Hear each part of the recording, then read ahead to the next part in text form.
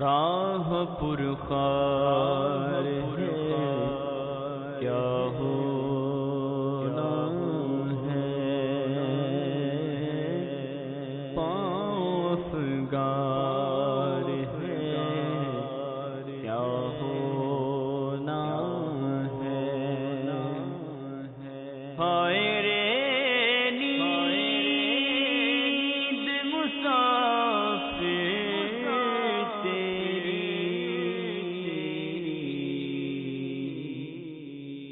آئے رے نیند مسافر تیری،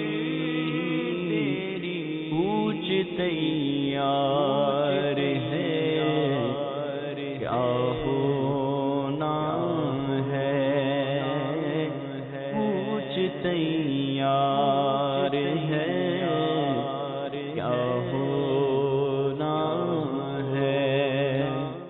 الحمد للہ رب العالمین والصلاة والسلام على سید الانبیاء والمرسلین، اما بعد فاعوذ باللہ من الشیطان الرجیم، بسم اللہ الرحمن الرحیم، الصلاة والسلام علیک یا رسول اللہ، الصلاة والسلام علیک یا حبیب اللہ، الصلاة والسلام علیک یا نبی اللہ، وعلی آلک واصحابک یا نور اللہ۔ فرمان مصطفیٰ صلی اللہ تعالی علیہ وآلہ وسلم ہے، تم مجھ پر درود پاک پڑھو میں تمہاری شفاعت فرماؤں گا۔ صلو علی الحبیب صلی اللہ تعالی علی محمد صلی اللہ تعالی علیہ وآلہ وسلم۔ پیارے اور محترم اسلامی بھائیوں، مدنی چینل کے ناظرین، سلسلہ اسباق تصوف کے ساتھ ایک مرتبہ پھر حاضر ہیں الحمدللہ عز و جل۔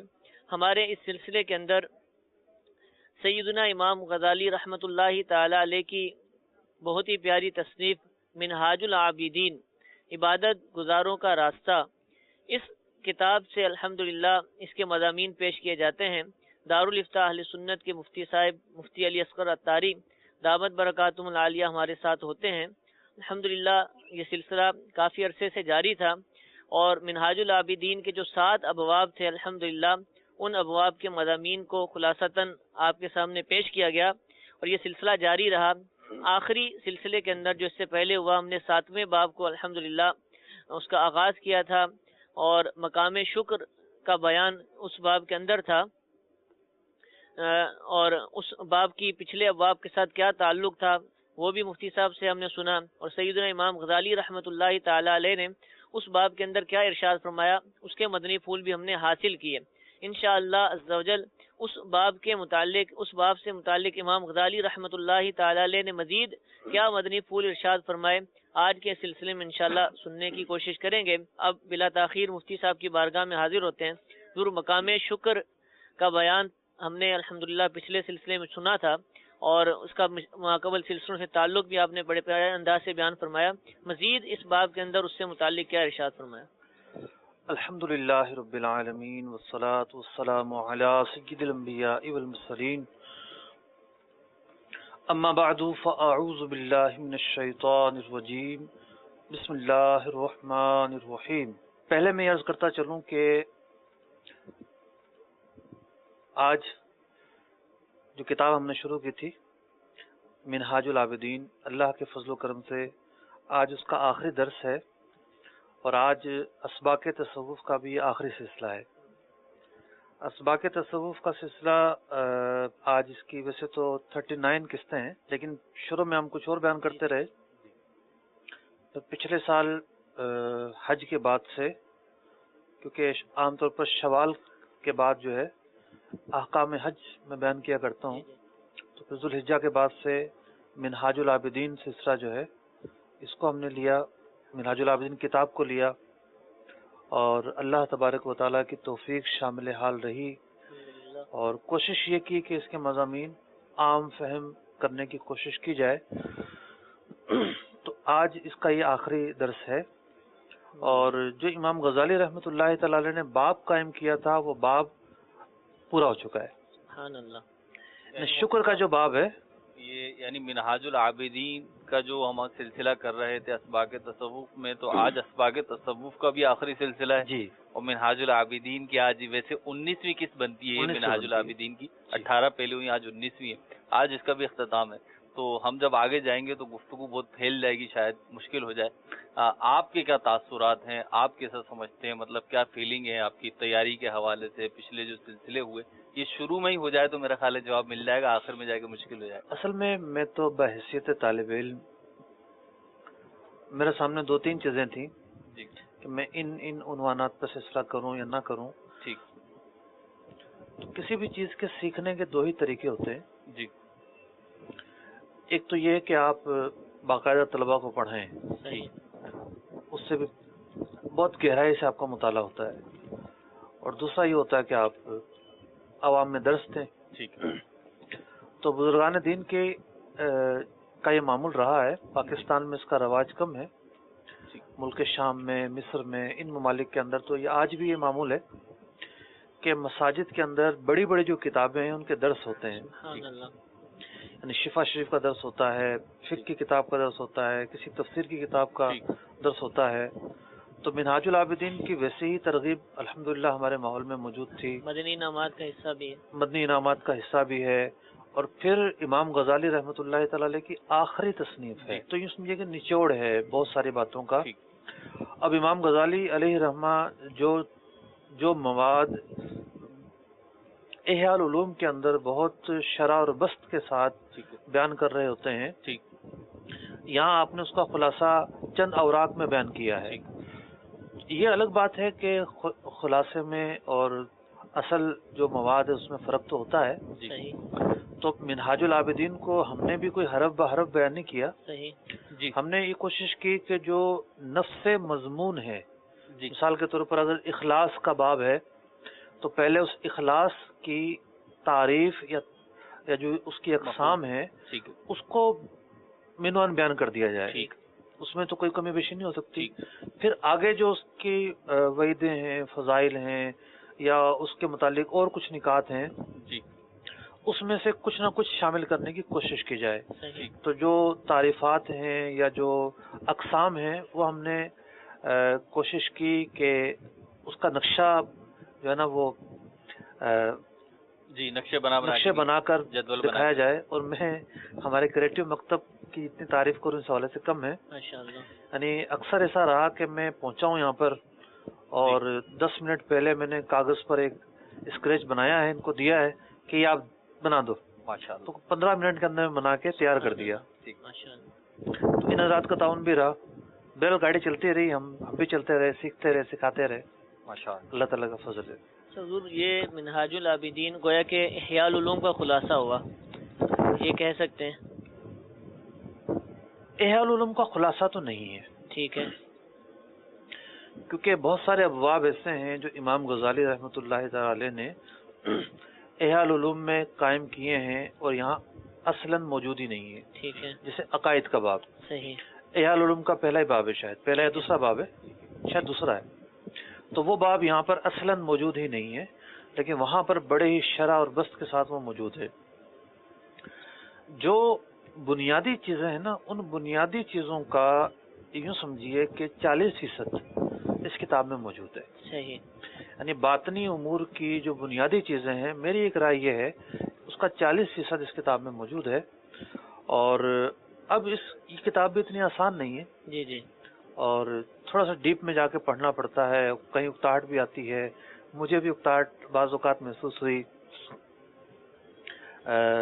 کئی اعتبار سے اکتاہٹ آ سکتی ہے، یعنی ایک تو یہ ہوتی ہے کہ پڑھنے کے اعتبار سے تو بالکل ٹھیک ہے، لیکن موضوع اتنا مشکل ہے کہ اس کو کس طرح آسان کر کے بیان کیا جائے، صحیح، کہ جو ایک عام ویور ہے وہ اس کو سمجھ لے، کیونکہ وسوسہ جو ہے وہ شیطان کسی وقت بھی ڈال سکتا ہے۔ صحیح، ایک بہت ہی اہم چیز بیان ہو رہی ہے، لیکن اگر کوئی یہ سمجھے کہ نہیں یہ تو بہت مشکل ہے اور چرل بدل دے، تو اس کا تو نقصان ہے کہ جو علم دین کی بات اس نے سیکھنی تھی وہ نہیں سیکھ پایا۔ تو یوں ہر چیز ایسی آسان کر دی جائے کہ وہ مطلب کہ ایک دم گٹ گٹ کر کے کوئی پی لے، یہ اس لیے ممکن نہیں ہے۔ کوئی بھی فن جو ہے، علم جو ہے، وہ تدریجن انسان کے اندر اترتا ہے، ٹھیک، تھوڑا تھوڑا کر کے، تھوڑا تھوڑا کر کے اترتا ہے، یک بارگی میں کوئی نہیں اتر سکتا۔ ہاں جو مستقل دیکھتا رہا ہوگا نا سلسلہ، تو وہ امید ہے کہ اس کے اچھے تاثرات ہوں گے اور اس نے سمجھا ہوگا اور اس کو اتنا مشکل نہیں لگا ہوگا۔ سینس حاصل ہو گیا ہوگا اس جی، باب کا۔ جس نے جو ہے وہ صرف 15-20 منٹ کے لیے کبھی کبھار دیکھا تو اس کے لیے ممکن ہے مشکل ثابت ہوا ہو ٹھیک ہے، اور مشکل رہا ہو۔ صحیح، تو یہ تو ایک علم دین کے حوالے سے جس علم کو بھی آپ پڑھیں اس میں یہ چیزیں ملیں گی آپ کو۔ ٹھیک ہے، آپ تفسیر کو پڑھیں، فقہ کو پڑھیں، کہ ایک وقت آتا ہے جب جا کے آپ اس کا اسلوب سمجھ پاتے ہیں اور وہ آپ کے لیے آسان ہو رہا ہوتا ہے۔ صحیح۔ تو حضور اس کی ابحاث اگرچہ احیاء العلوم کے مقابلے میں مختصر ہیں، لیکن کیا اس سے بھی مختصر کوئی اس کا کوئی خلاصہ موجود ہے کہ ہم، کیونکہ اب اس طرح کا دور ہے اور مطالعہ اور سمجھنا، پھر اس کو یاد رکھنا، اس پر عمل کرنا ایک مشکل کام ہے، تو کیا اس کا بھی کوئی خلاصہ ہے کہ اس کو ہم پڑھ سکیں یا دیکھ سکیں؟ دیکھیں فی الحال کوئی خلاصہ ایسا شائع کردہ تو نہیں ہے۔ ٹھیک ہے، بعض بزرگان دین نے احیاء العلوم کا منہاج العابدین کا خلاصہ بھی لکھا ہے۔ صحیح، اچھا، خلاصے کی بات چلی ہے اور مضامین کی بات چلی ہے، تو یہ بھی عرض کرتا چلوں، سب سے زیادہ جو مجھے دشواری پیش آئی اس کتاب کو لے کے چلنے میں وہ یہ تھی کہ اس کی عربی کتاب اویلیبل نہیں تھی۔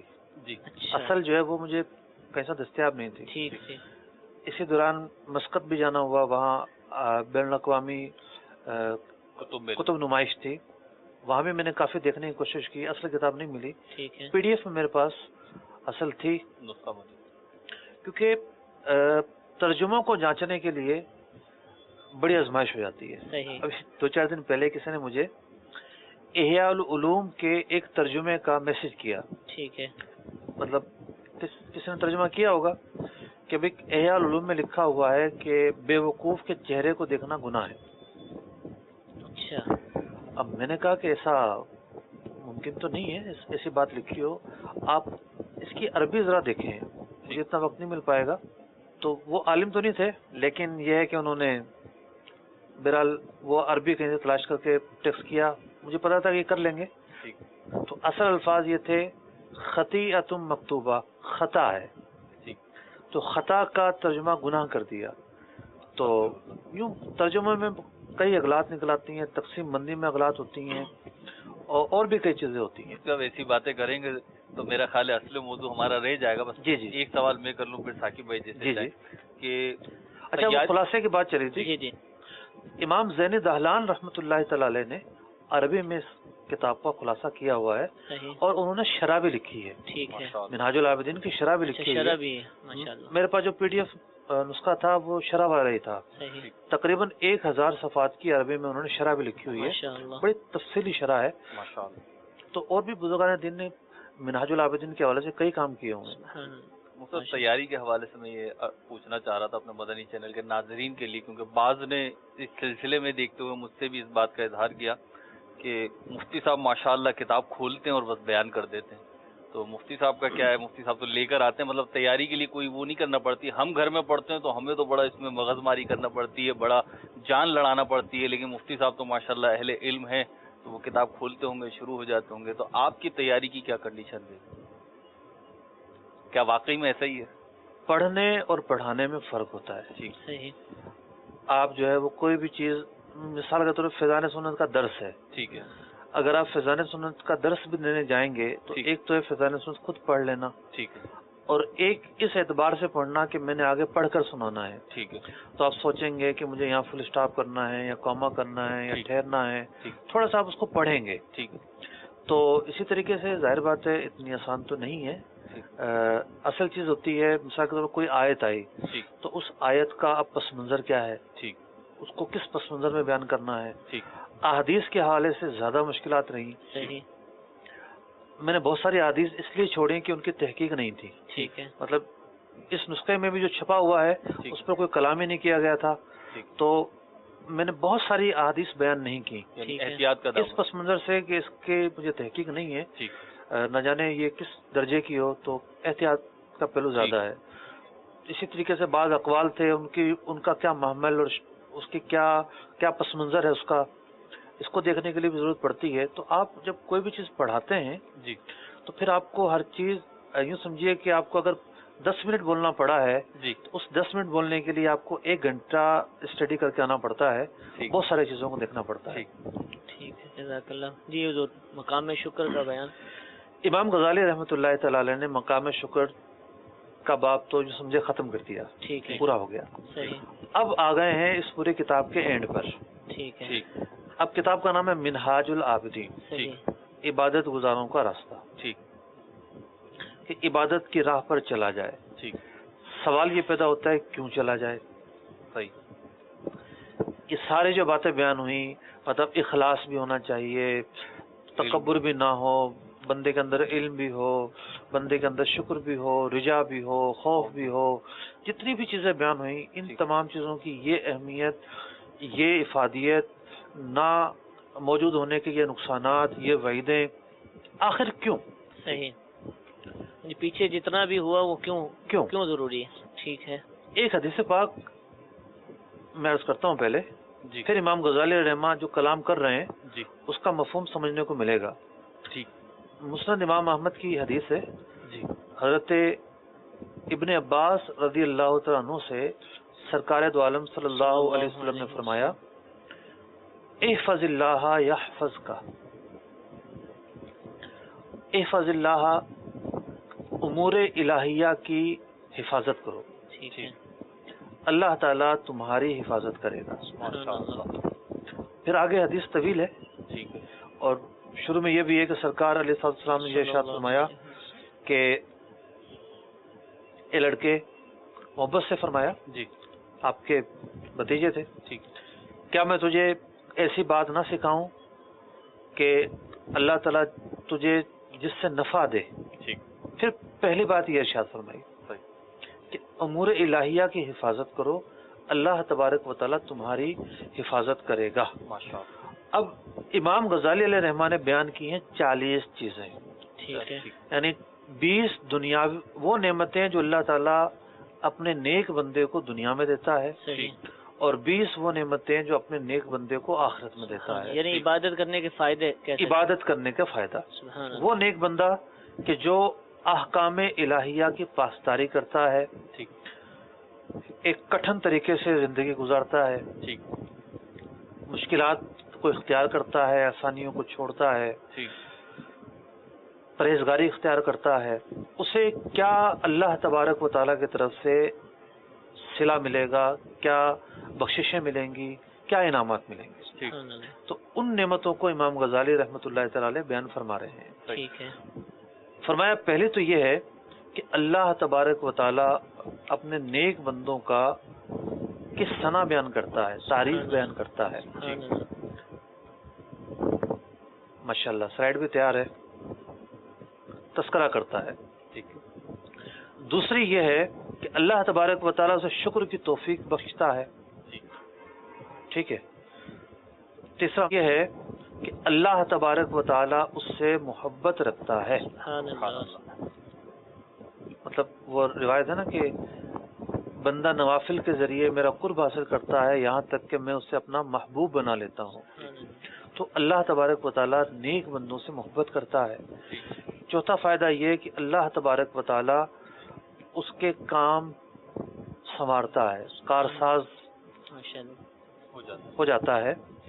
اچھا, یہ جتنی بھی باتیں بیان ہو رہی ہے اس کے ثبوت بھی ہوں گے, یعنی اپنی طرف سے تو یہ بیان نہیں فرما رہے نا, جگہ جگہ قرآن پاک کی آیتیں ہیں, حدیثیں ہیں, ان کا یعنی خلاصہ ہی بیان کیا جا رہا ہے. خلاصہ یہ ہے. ٹھیک ہے. اب ایک بزرگ رحمۃ اللہ تعالیٰ علیہ جنگل میں چلے گئے اور جانور جو گھوم رہے ہیں ان کے چاروں طرف. صحیح.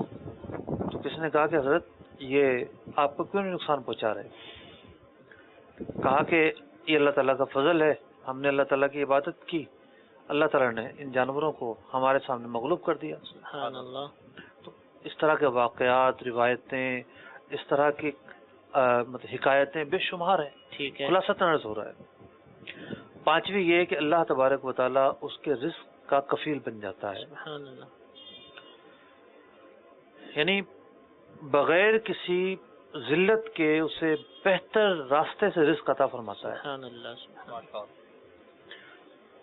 چھٹی نعمت یہ کہ اللہ تبارک و تعالی اس کا مددگار بنتا ہے اور اس کے ہر دشمن کو اور ہر برائی کے ارادہ کرنے والے کو روکتا ہے. سبحان اللہ.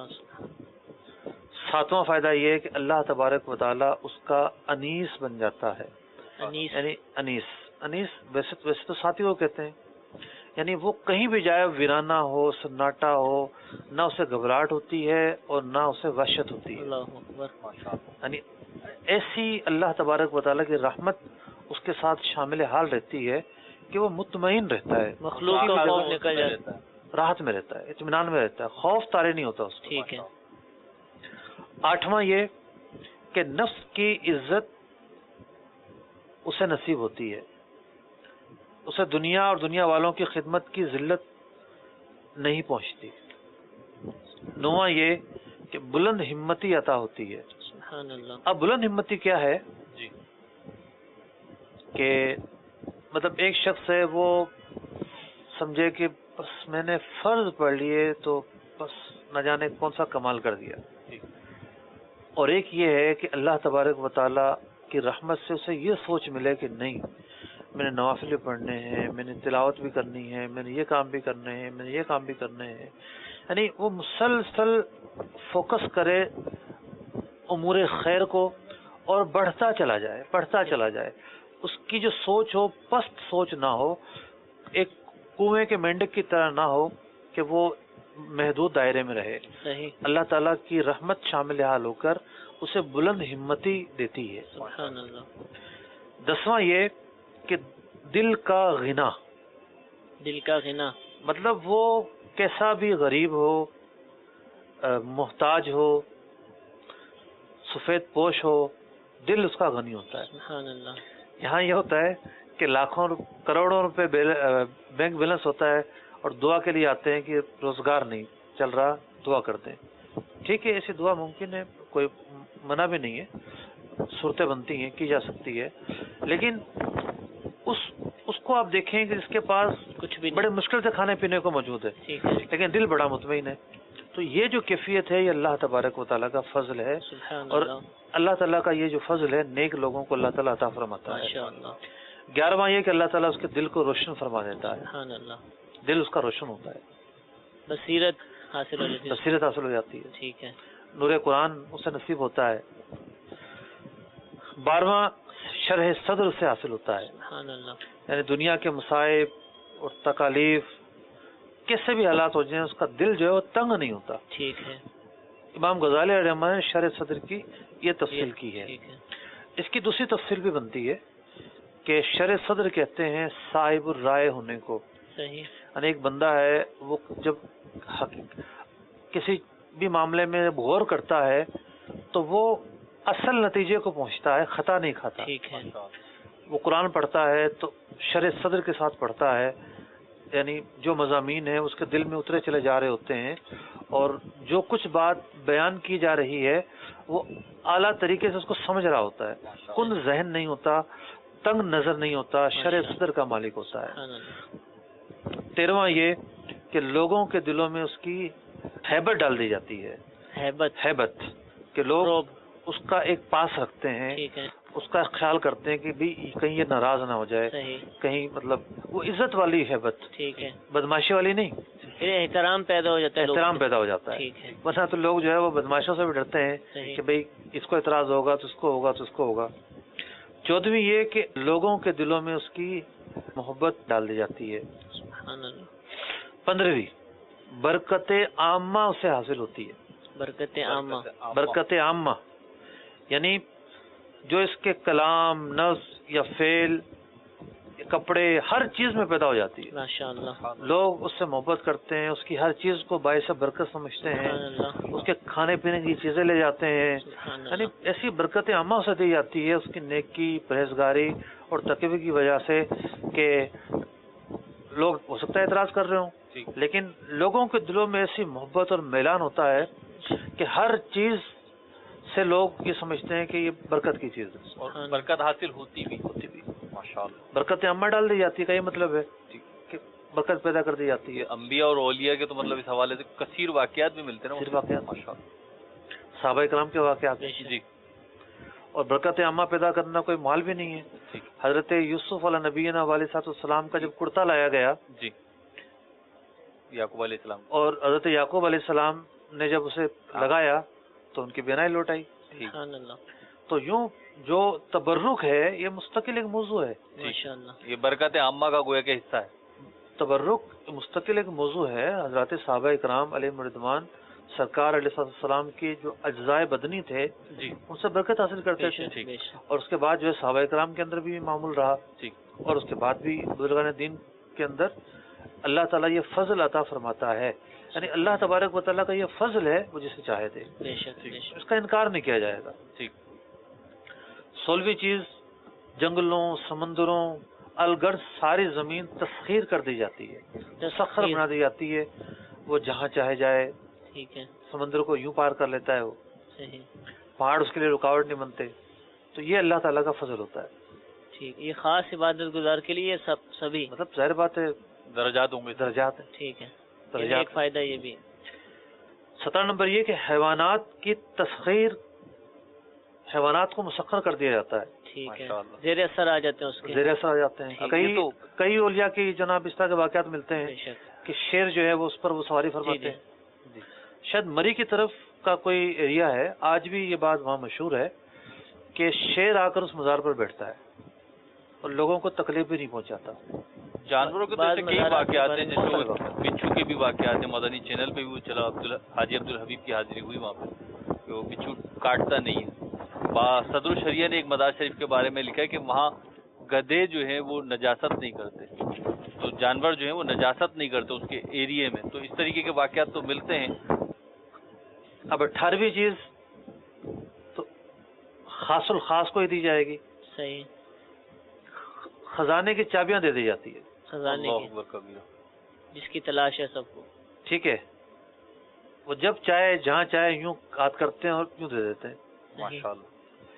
ایک بزرگ کے بارے میں مجھے بتایا گیا, ان کا وصال ہو گیا, مطلب قریب سمراد یہ ہے کہ پاکستان کے قریب کہیں ہیں. ٹھیک. کہ وہ یوں مسلح اٹھاتے تھے. ٹھیک. اور یوں پیسے دیتے تھے, اور مسجدیں بنوانا ان کا ایک وہ تھا, خاصا تھا. بہت مسجدیں انہوں نے بنوائی. ماشاءاللہ.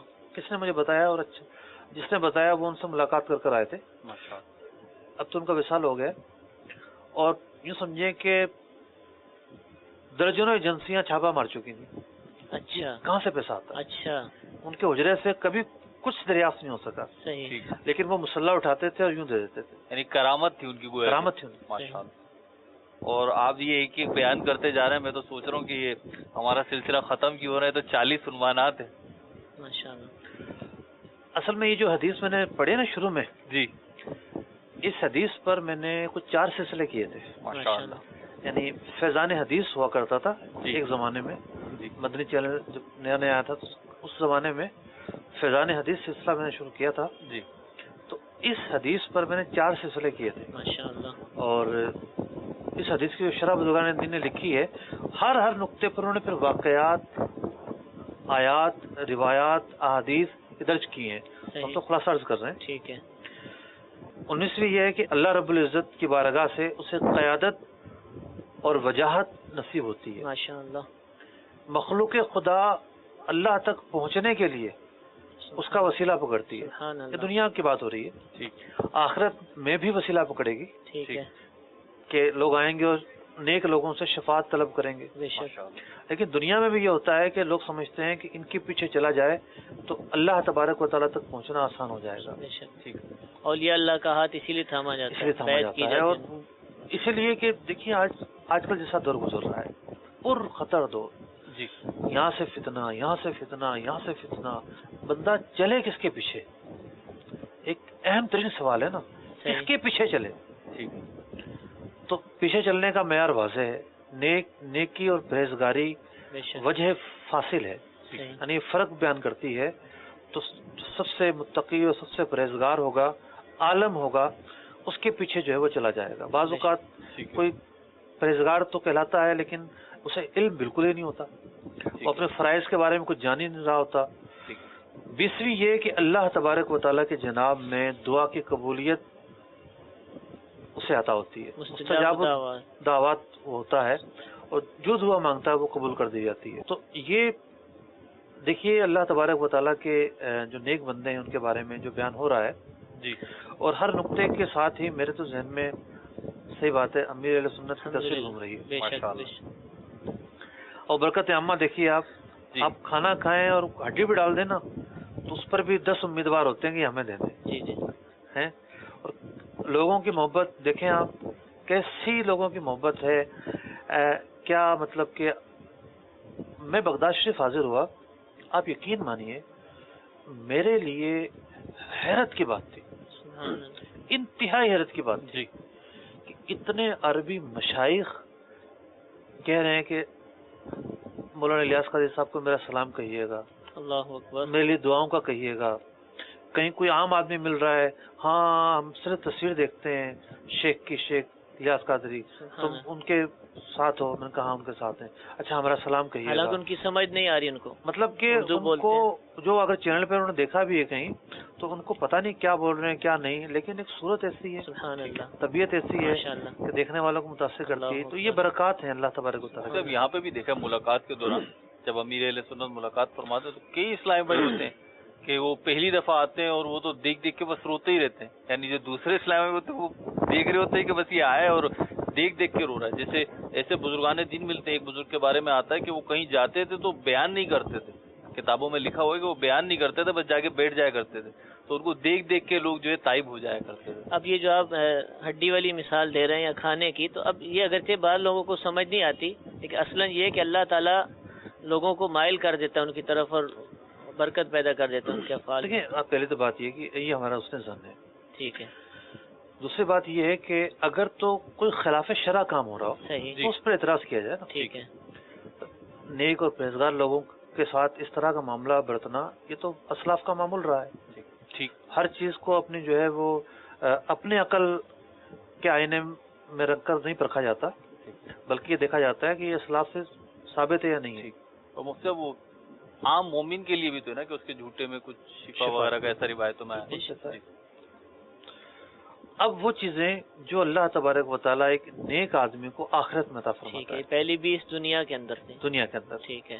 اور یہ امام غزالی رحمہ نے آخر میں فرمایا کہ یہ 20 دنیا میں اور 20 آخرت میں کوئی اثر نہیں ہے.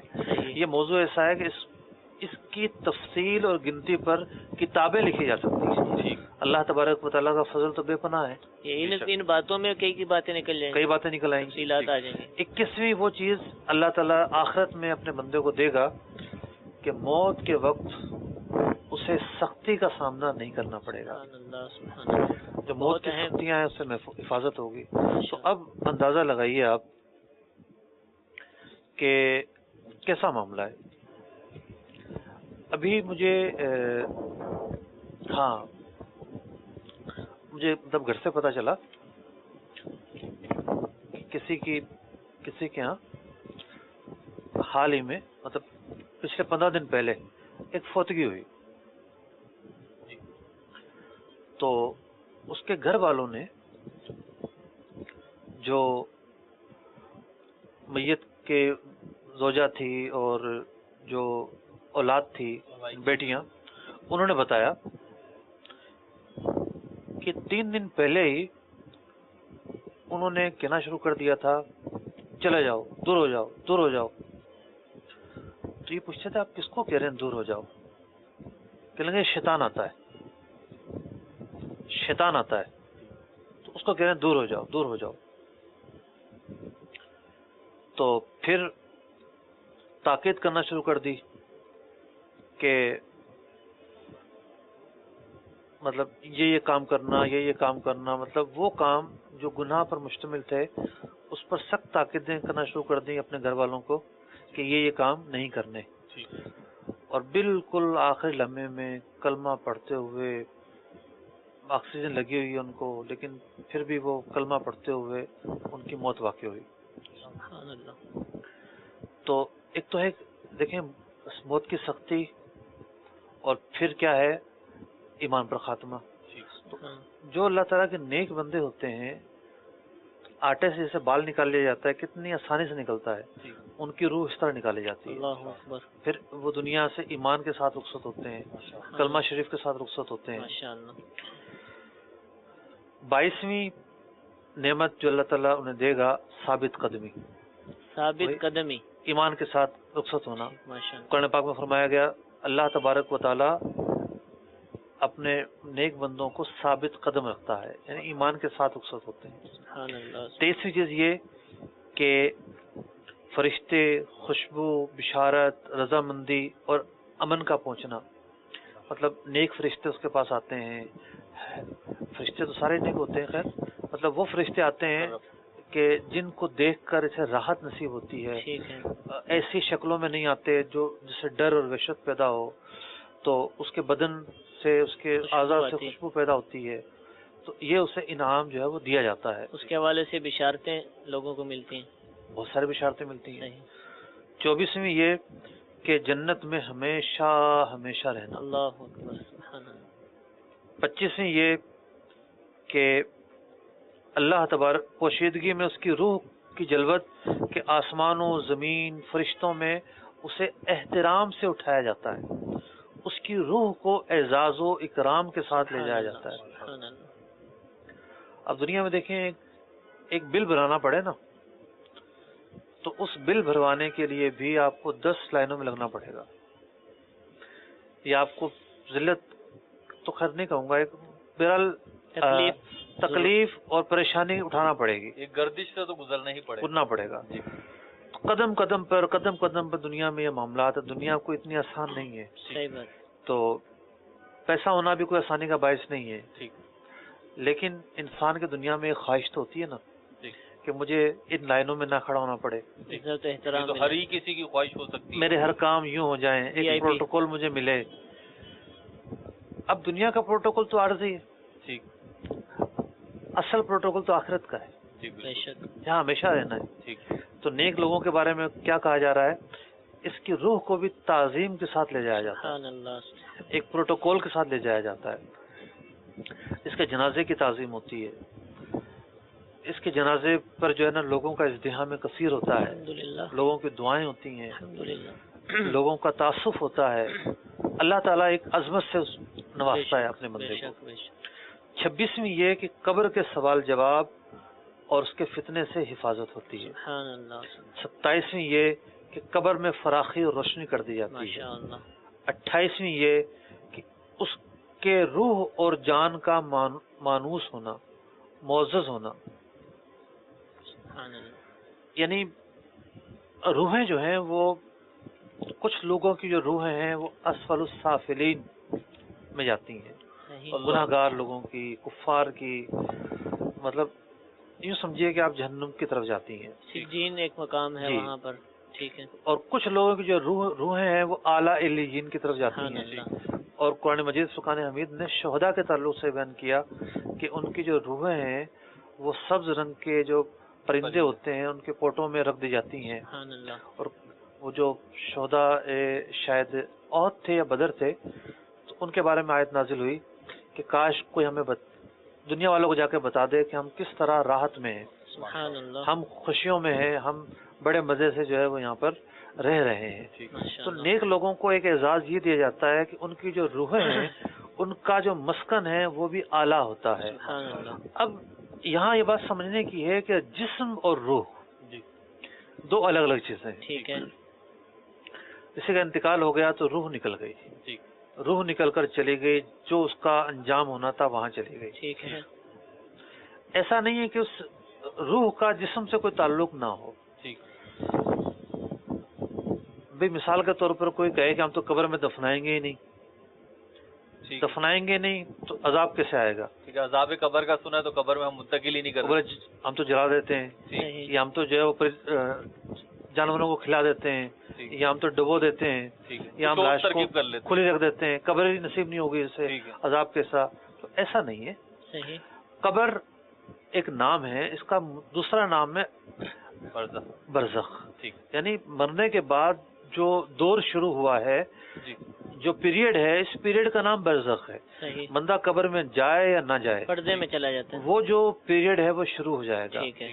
ہمیں اس کی باڈی کسی بھی حالت میں نظر آئے، اس کی جو باڈی ہے اس کا روح کے ساتھ ایک تعلق ضرور ہے. صحیح. ورنہ روح کے بغیر جو علم ہے، یعنی جو تکلیف ہے، جو سزا ہے، اس کا کنسپٹ کیسے ہوگا؟ صحیح. تو روح کے ساتھ تعلق اس کا رہتا ہے.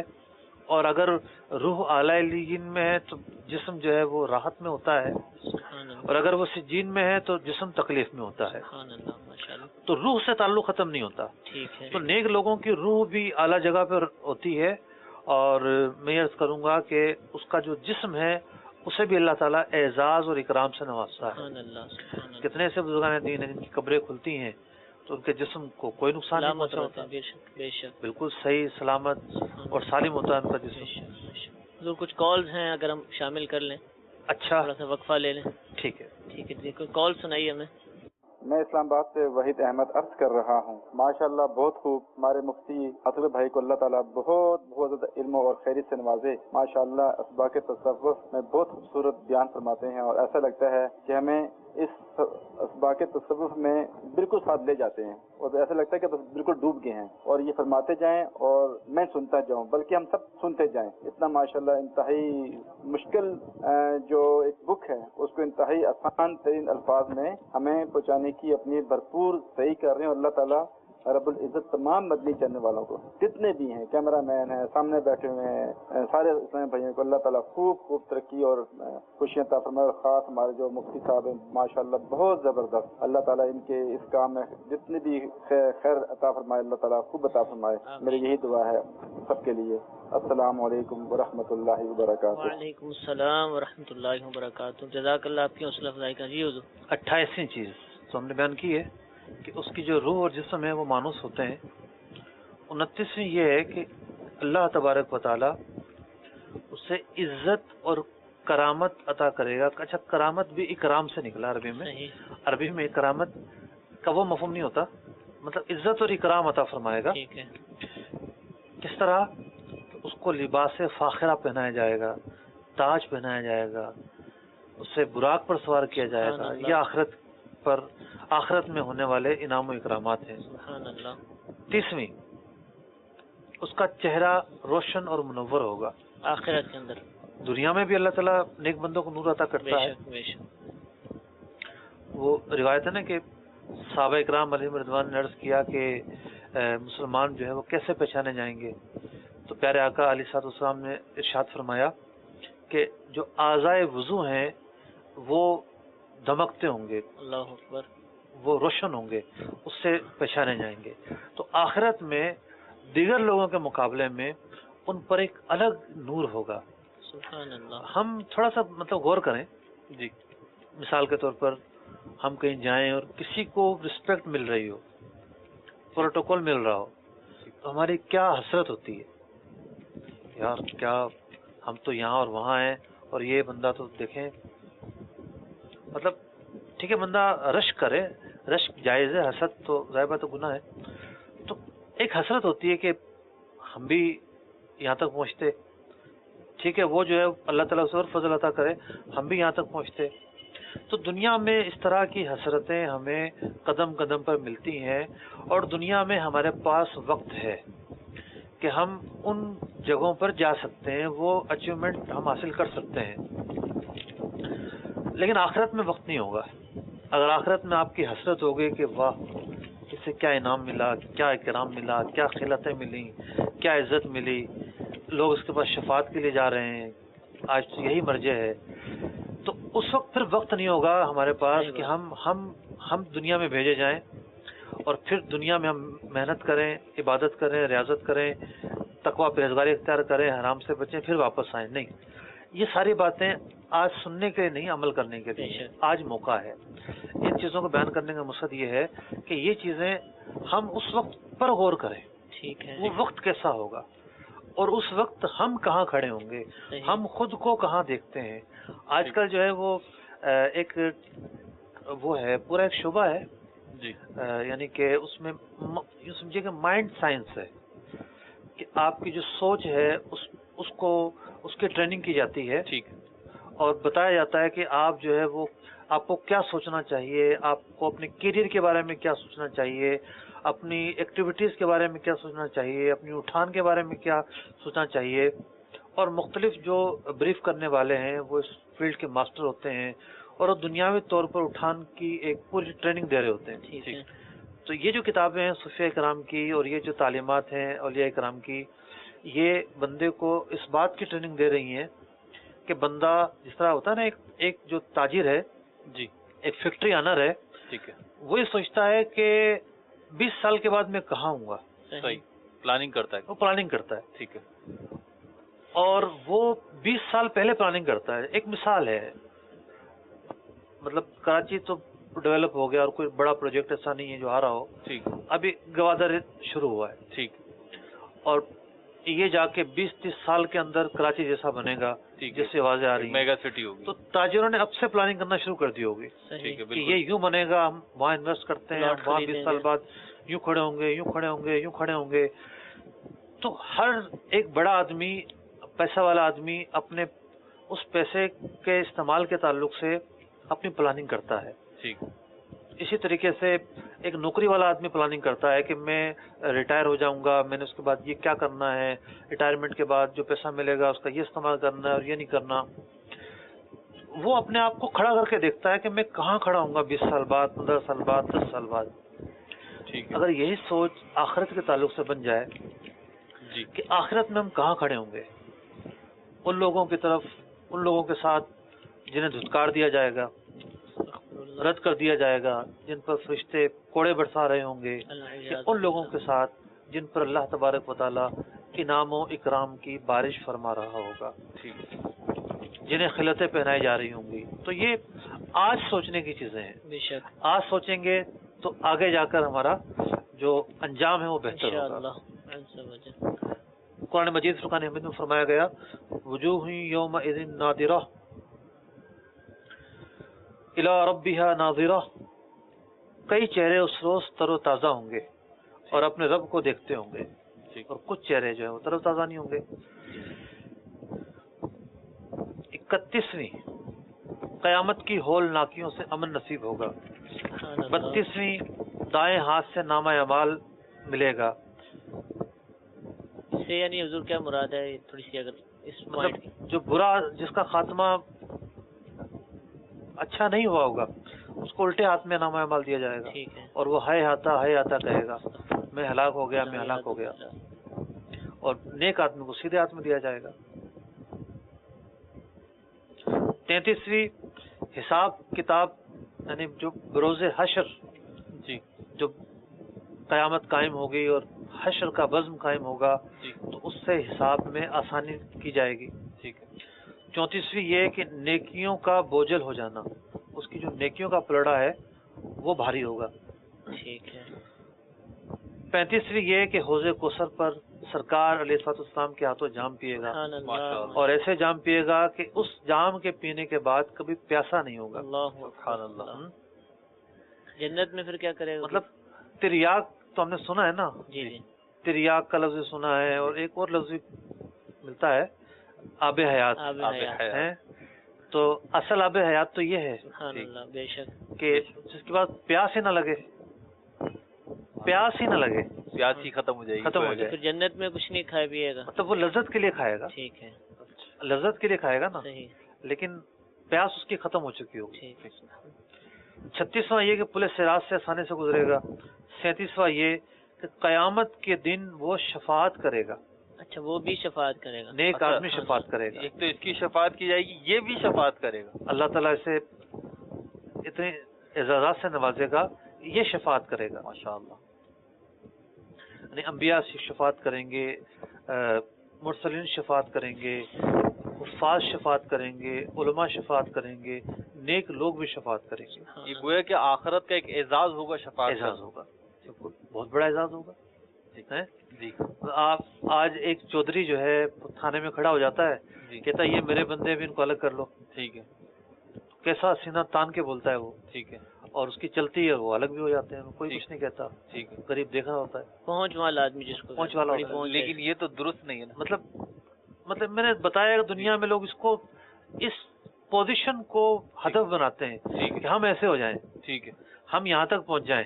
ٹھیک, یہ تھوڑی پوزیشن کو ہدف بنانے والی ہے. ٹھیک ہے, تو آخرت کے اندر پوزیشن وہ ملے کہ بندہ اللہ تعالیٰ کی بارگاہ میں عرض کرے مولا کریم یہ 4 بندے ہیں معاف فرما دے. اللہ اکبر, اللہ 38واں یہ کہ ہمیشہ ہمیشہ ہمیشہ کے لیے جنت میں رہے گا, جو چیزیں دے دی جائیں گی اس کا یہ مالک ہوگا. سبحان ماشاء اللہ, اللہ, 39واں یہ کہ اللہ تبارک و تعالیٰ کی رضامندی حاصل ہوگی. اللہ اکبر, اللہ راضی ہو جائے گا,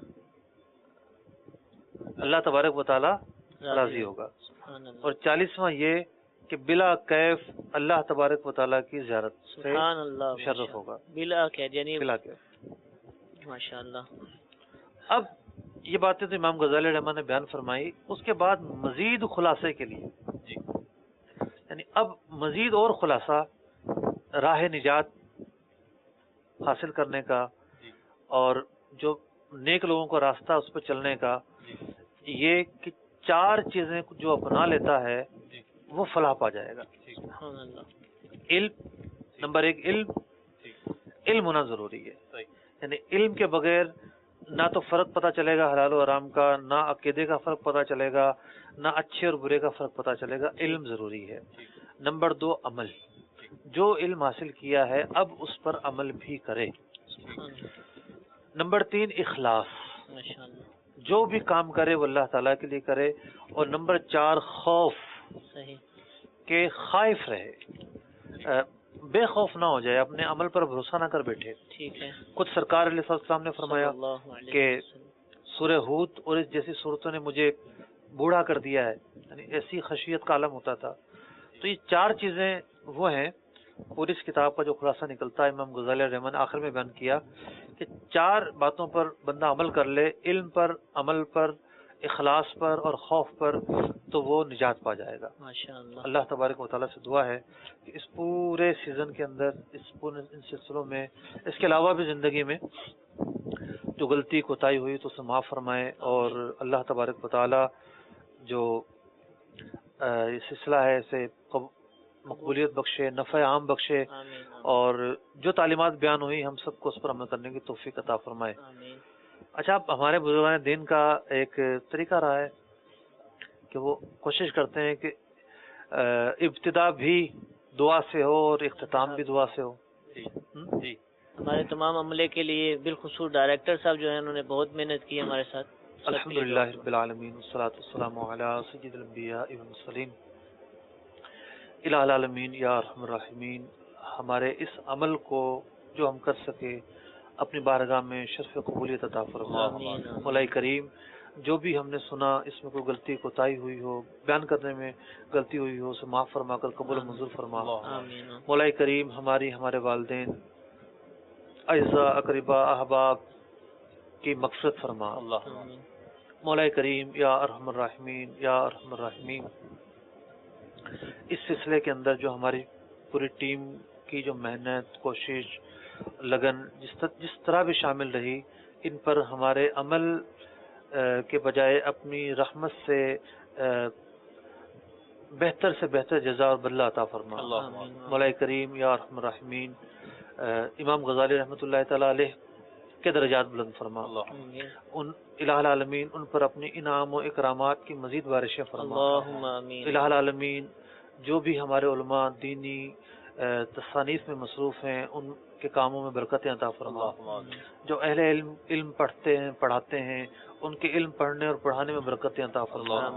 مولا کریم ایک ایسی فضا قائم کرنے کی کوشش کی جا رہی ہے کہ جو بھی دین کی بات بیان کرے تو اسے ذلیل کیا جائے, اس کی طرف لوگوں کو مائل ہونے سے روکا جائے. مولا کریم دین کو غلبہ عطا فرما, اہل علم کو عزت عطا فرما. جو اہل علم کے خلاف بھونکتے ہیں الہ العالمین ایسوں کی راہ میں رکاوٹیں پیدا فرما. الہ العالمین حق کا بول بالا فرما, دشمنان اسلام کا منہ کالا فرما. مولا کریم یا ارحم الراحمین ہمارے مدنی چینل کو دن دگنی رات چوگنی ترقی عطا فرما. دعوت اسلامی کو ترقی عطا فرما. ہمارے اساتذہ مشائخ کی عمر میں, علم میں, عمل میں, صحت میں برکتیں برکتیں عطا فرما آمین الہ العالمین. جو ہمارے اساتذہ مشائخ دنیا سے پردہ فرما گئے ان کی مغفرت فرما, اللہم آمین. ان کے درجات کو بلند فرما. آمین. ہمارے امیر اہل سنت, ہمارے جو بھی دعوت اسلامی کے ذمہ داران ہیں, مولا کریم تیرے دین متین کی خدمت میں لگے ہوئے ہیں, الہ العالمین ان سب کے عمل کو قبول فرما, اللہم ان کی آمین. کوششوں کو قبول فرما, آمین. مزید برکت عطا فرما. اللہم الہ العالمین ہمارے امیر اہل سنت کی عمر میں, علم میں, عمل میں, صحت میں برکت عطا فرما. اللہم آمین. مفتی صاحب کے لیے دعا فرمائیں. تمام مدنی چینل کے ناظرین, اللہ تعالیٰ ان کے علم میں, عمل میں برکتیں عطا فرمائے, اللہم آمین. ہر طرح کی آفات سے محفوظ فرمائے, اللہم ان کے اہل و عیال کے یا اللہ ہمیشہ کے لیے شیطان کے شر سے محفوظ فرما. اللہم آمین. یا اللہ عز و جل جو کچھ انہوں نے بیان فرمایا اس کو اپنی بارگاہ میں قبول فرما, اللہم آمین. زیادہ سے زیادہ دین کا کام کرنے کی توفیق عطا فرما, اللہم ہمیں ان کی برکتوں سے مالا مال فرما. اللهم ربنا آتنا في الدنيا حسنة وفي الآخرة حسنة وقنا عذاب النار. آمین آمین. وصلى الله تعالى على خير خلقه ونور عرشه وزينة فرشه سيدنا مولانا محمد وآله وصحبه أجمعين برحمتك يا أرحم الراحمين. اچھا ایک لا الہ الا اللہ, ایک عرض کرتا چلوں, جی کچھ وظائف رہ گئے جی جو تیار کیے تھے جی کہ ایک وظیفہ اگر دکھا دیا جائے, تینوں ہی جو بھی آپ چلیں چلا دیں, وہ دکھا دیں گے, ہے تو دکھا دیں بھی.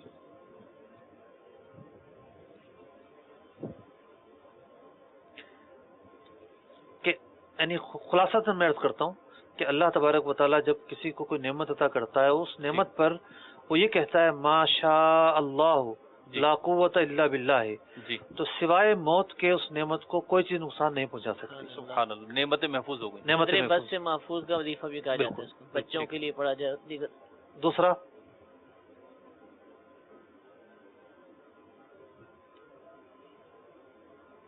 سرکار علیہ الصلوۃ والسلام یہ دعا مانگا کرتے تھے, اللہم انی اعوذ بک من زوال نعمتک فجاءت نقمتک وتحول عافیتک وجمیع سخطک. یعنی اے اللہ میں تیری نعمت کے چھن جانے, تیرے اچانک کتاب, تیری عافیت کے پھر جانے اور تیری ہر طرح کی ناراضگی سے تیری پناہ مانگتا ہوں. ماشاء اللہ. تیسرا بھی دکھا دیجیے گا.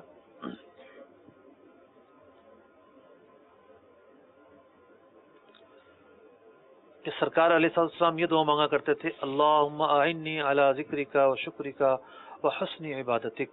تو جو شکر تھا اس کے تعلق سے یہ تین چیزیں ہم نے بیان کی. یہ دعائیں یاد کر لیں, یہ دعائیں یاد کرنا, ان کو دہرانا, ان کا استعمال کرنا باعث خیر و برکت ہے. وما علینا الا البلاغ. جزاک اللہ حضور, آپ کو بہت بہت شکریہ. مدنی چینل کے ناظرین, ہمارا سلسلہ ختم ہو چکا. منہاج العابدین کا مضامین کا خلاصہ الحمدللہ ہم نے سنا. یہ وہ کتاب ہے کہ جس کی امیر اہل سنت دامت برکاتہم العالیہ مدنی انعامات کے اندر بھی پڑھنے کی ترغیب ارشاد فرماتے ہیں. الحمدللہ عز و جل مکتبۃ المدینہ نے بھی اس کتاب کو شائع کیا ہے. آپ مکتبۃ المدینہ سے ہدیتاً حاصل بھی کر سکتے ہیں. دعوت اسلامی کی ویب سائٹ کے ذریعے بھی اس کو ڈاؤن لوڈ کر کے پڑھا جا سکتا ہے. اللہ تعالیٰ سے دعا ہے کہ ہمیں منہاج العابدین کے اندر بیان کردہ مضامین پر عمل کرنے اور جن باتوں سے منع کیا گیا ہے ان سے رک جانے کی توفیق عطا فرمائے. جن جن اسلامی بھائیوں نے سلسلے کے لیے کوشش کی, اللہ تعالیٰ سب کی کوششوں کو قبول فرمائے. آمین بجاہ النبی الامین. صلو علی الحبیب صلی اللہ تعالی علی محمد صلی اللہ علیہ وسلم. راہ پرخار ہے کیا ہونا ہے, پاؤں افگار ہے کیا ہونا ہے. ہائے رے نیند مسافر تیری,